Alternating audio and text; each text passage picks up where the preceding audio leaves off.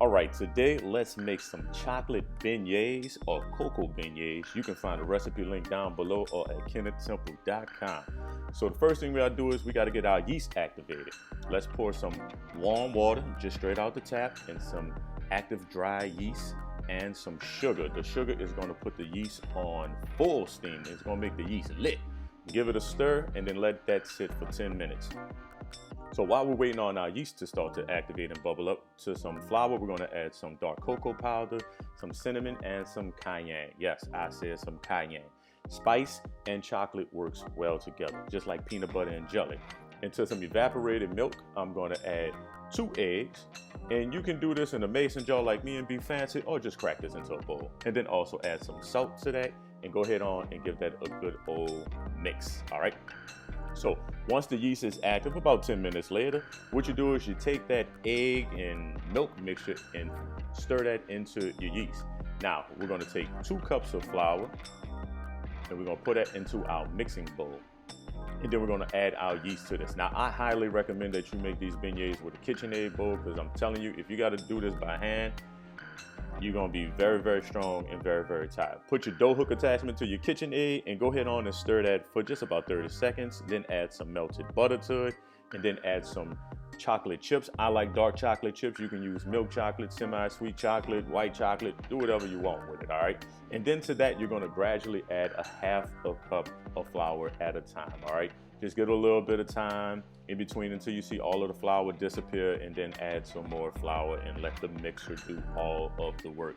8 minutes later, our dough has come together. Watch this light little elasticity that we got from it. Look at that, how pretty. Now, I like to do with this dough, since it's a little bit wet, I like to put a little oil on my hand and rub it on my hand, and then rub it on the inside of the bowl, and then I use that to scrape out the dough off the hook. You can also use some cooking spray to spray on your hand. You just want to make sure your hands are kind of slippery, all right?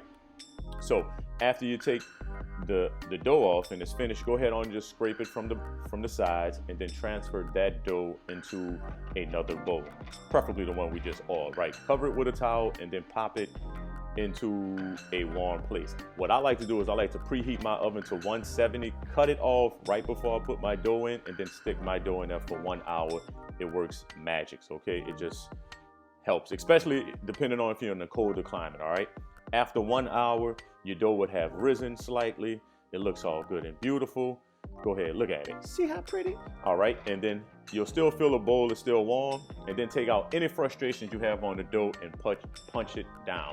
Then you want to flour your surface kind of medium, because this dough, like I said, is still wet, and we're gonna have to knead this dough, okay? So after you take the dough out, put it on your flour surface, flour your hands, and then just go ahead on and fold the dough on top of itself and knead it a few times.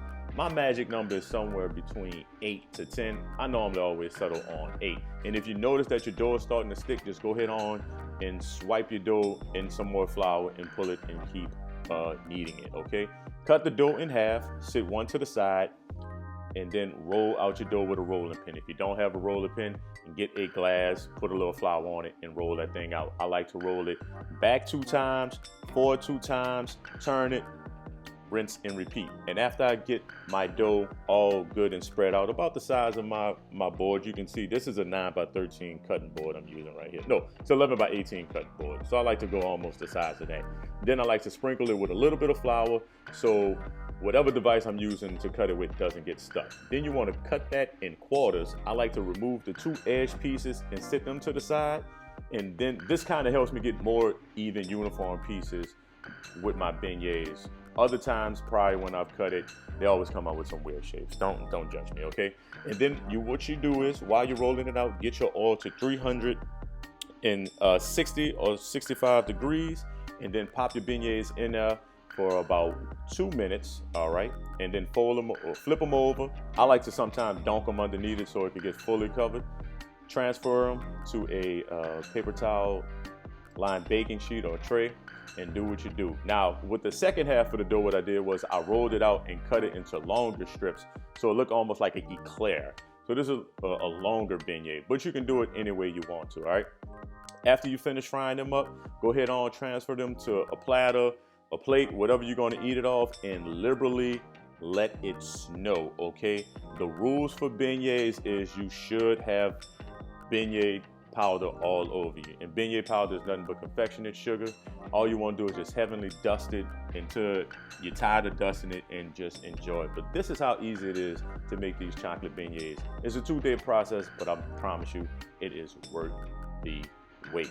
Because unlike traditional beignets that's light and airy, these are more like a donut. They are full, fluffy, and delicious.